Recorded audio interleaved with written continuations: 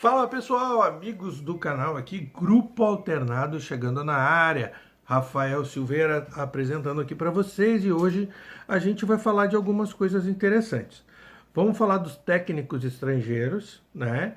E vamos falar também dos possíveis adversários do Grêmio na Copa do Brasil, já que já estão todos classificados.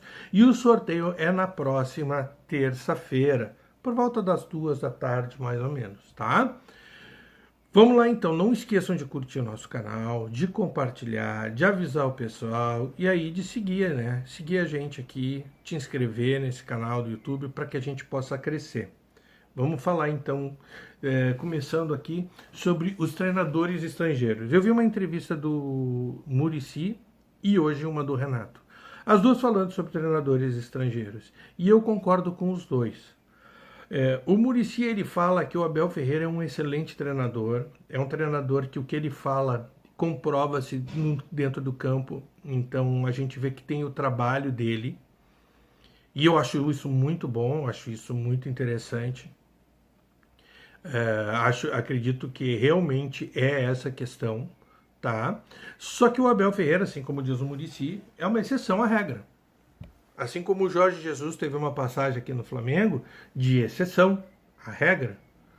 Porque a regra é treinadores medianos virem para cá fazer um trabalho mediano. Vamos lá. O Cruzeiro até ontem estava sendo idolatrado, o Pepa, como um excelente treinador. E eu já vi comentários e reclamações de que, como ele não poupou no jogo do meio da semana contra o Flamengo, ele teve que botar jogadores de velocidade que estavam mais cansados no banco contra o Grêmio, o Bruno Rodrigues e o Gilberto, que são os dois jogadores até de uma certa forma principais para a velocidade do time, e que ele errou fazendo isso. Vocês já pararam para pensar? Não, fazem o desenho. Vamos lá, faz o desenho. Vocês já imaginaram para pensar se o Renato vai começar o jogo contra o Cruzeiro e ele não bota dois jogadores de importância do ataque do Grêmio? Tudo bem, o Grêmio não tem dois jogadores importantes e eu não quero colocar o Soares nessa questão, mas vamos colocar que o Grêmio, o Renato fosse jogar sem o Vila Sante e sem o Bitelo, porque os dois estariam cansados, esgotados por causa do jogo do meio da semana. E aí o Renato ia jogar com Galdino lá no lugar do Bitelo e o Mila no lugar do Vila Sante. Por opção do treinador. Para poupar jogadores porque eles estavam cansados. No segundo tempo ele botasse os dois para tentar recuperar o resultado, não conseguisse recuperar e chegasse no final derrotado e eliminado. Como é que a mídia iria tratar o Renato? Pois é, o Pepa tá lá, ainda no Cruzeiro, e sendo tratado de uma maneira elegante, digamos assim. Luiz Castro passou no Botafogo um ano inteiro brigando para não cair para a segunda divisão.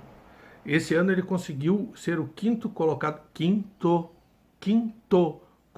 do Campeonato Carioca, onde tem 4 times grandes, e os outros não são pequenos, são muito pequenos. Os outros times do Campeonato Carioca são muito pequenos, tá? Já teve mais time grande? Teve o América, teve o Bangu, que já foram grandes, mas hoje eles não estão jogando nem na primeira divisão do Campeonato Carioca. Então, assim, é muito baixo o nível do Campeonato Carioca, tu tirando esses dois principais, esses 4 principais, né? Flamengo, Fluminense, Vasco e Botafogo. O Vasco que está lá na lanterna do Campeonato Brasileiro, brigando lá embaixo para não cair, o Vasco foi semifinalista. Não, só um pouquinho. É um pouco ridículo isso. E ele entrou em quinto. Ah, mas deu uma arrancada boa agora no Campeonato Brasileiro. Claro, ele tem uma ajuda muito importante e isso tem que ser levado em conta, que é o gramado sintético do campo do Engenhão. Se vocês analisar todas as equipes que jogam em gramado sintético, elas têm um diferencial no campeonato. Porque É diferente tu jogar no gramado sintético, então quando tu joga em casa, a tua chance de vitória é muito maior pela velocidade da bola, pela velocidade que tudo acontece para ti que já está acostumado, que já está adaptado. Tá? Isso é uma coisa até que tem que ser pensada, tem que ser analisada com calma. Numa outra oportunidade a gente vai falar sobre isso. Mas assim, o Muricy disse uma coisa espantosa e da qual eu concordo. Que treinador estrangeiro tem exceções, mas nem todos são bons, assim como nem todos os treinadores brasileiros são ruins. Acontece que essa onda de treinador estrangeiro que veio trazida ali, praticamente capitaneada pelo sucesso do Jorge Jesus, que pegou um Flamengo e que se mostrou depois que aquele Flamengo, mesmo sem o Jorge Jesus, era um grande Flamengo, tanto que chega na final da Libertadores com o Renato, é campeão brasileiro com o Rogério Ceni, é campeão da Copa do Brasil e campeão da Libertadores com o Dorival, quer dizer, com 3 treinadores brasileiros, e ele chegou mais longe também.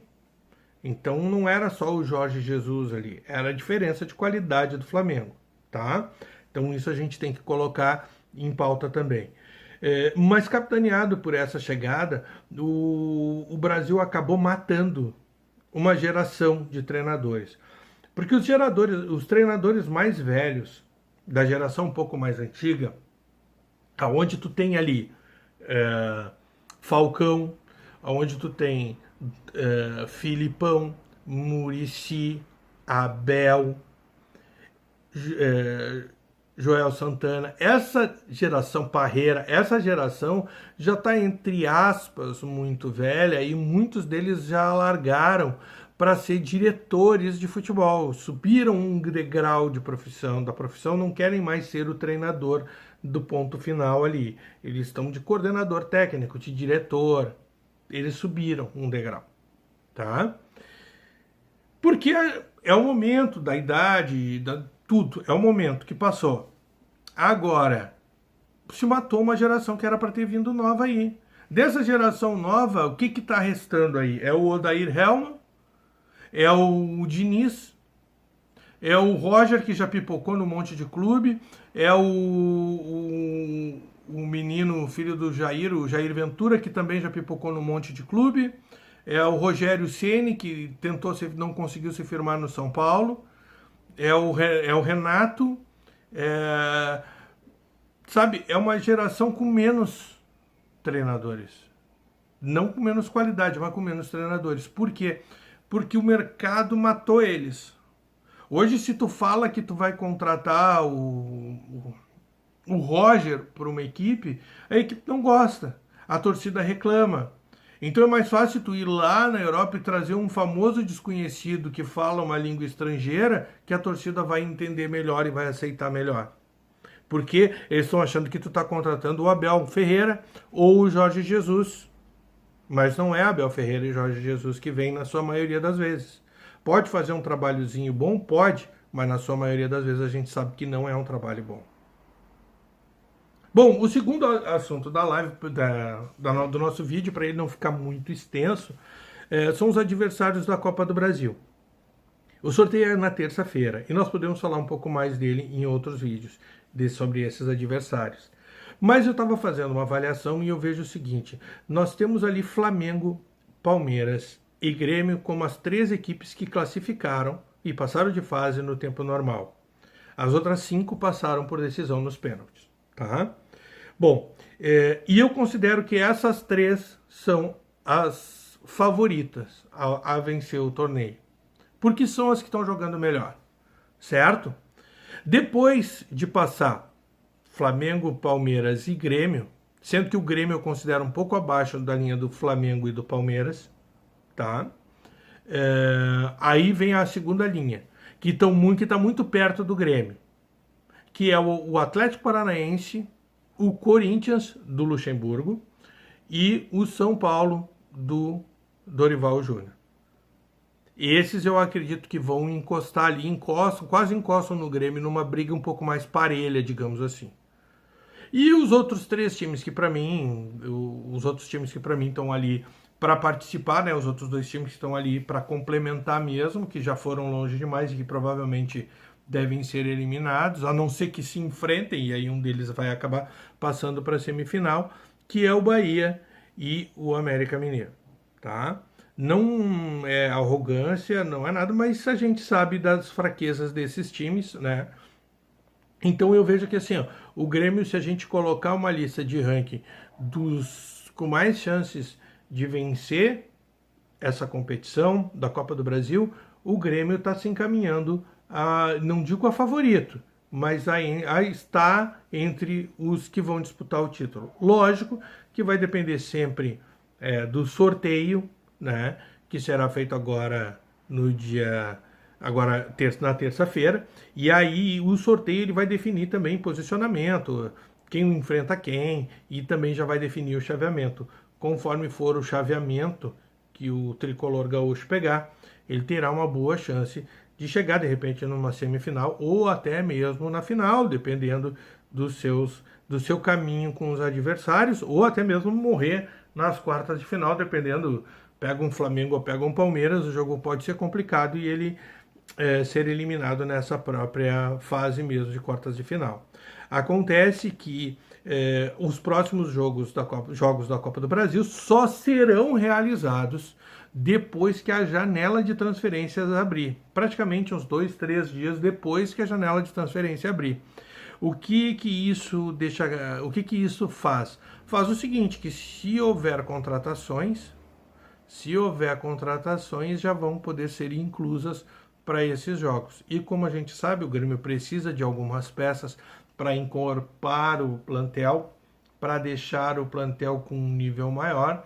Se o Grêmio conseguir dar 1 ou 2 tiros, digamos assim, em jogadores de força, de potência e que venham para agregar de uma forma mais, deixar o Grêmio mais forte, né? Jogadores de decisão, de drible, né? Por exemplo, como o Mikael, que o Grêmio quer contratar, né?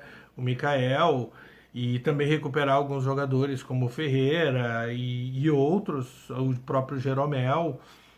Eu acredito que se o Grêmio conseguir se reforçar um pouco com alguns jogadores, pode entrar nessa briga aí pelo título. Tá bom? A gente vai conversar mais durante essa semana sobre os jogos do Grêmio, as possibilidades dos jogos do Grêmio na Copa do Brasil. Tá bom? Continua curtindo o nosso canal. Rafael Silveira, Grupo Alternado, falando de Grêmio. Até a próxima.